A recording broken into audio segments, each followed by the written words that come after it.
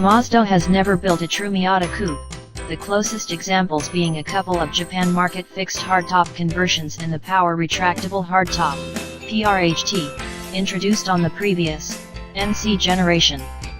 Perhaps the closest yet is the sexpot MX-5 Miata RF we just drove, even if it really is an extension of the PRHT branch of the family tree.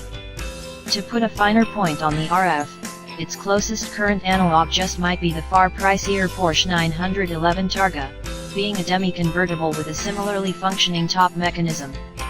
Twiddle the console-mounted roof button, and the plastic hoop behind the driver and the pair of sail panels behind lift up and back, while the rear glass and two roof panels, the forward panel is aluminum, the rear one is steel, scissor back into a cubby behind the seats. Then the hoop and sail panels settle back into place. The sequence is very similar to the PRHT's, mostly because it's nearly the same, albeit sized to fit the slightly smaller 4th generation North Dakota Miata and possessed of newer, quieter electric actuators. Of course, the sail panels are a new stylistic flourish, and they give the RF a coupe-like appearance from most angles even with the roof stowed. Mazda caps off the visual sleight of hand with black painted trim panels that resemble quarter windows behind each door's glass.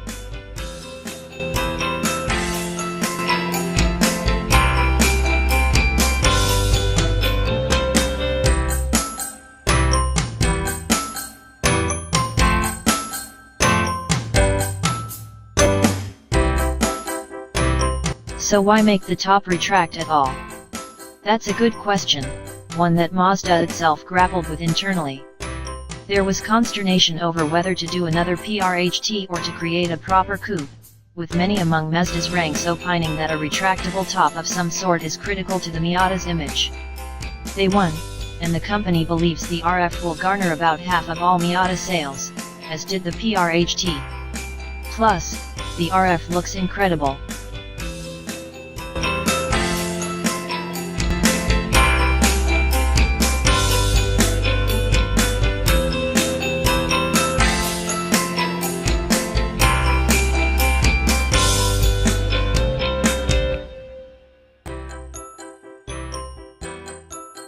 Amazingly, the RF's roof and mechanism introduce no fresh compromises to practicality versus the already compromised Miata Roadster. The shape of the trunk doesn't change, the opening is the same size, and volume there shrinks by a paltry 0.1 cubic foot owing to the relocation of the owner's manual to the trunk. The Miata thus remains capable of, barely, carrying two soft-sided carry-ons, and the cockpit still is tight for anyone over 6 feet tall. The Targa-like hoop does create considerable blind spots, similar to those in the Roadster with the top raised, and since it's always in place you may find yourself relying more heavily on the standard blind spot monitoring system.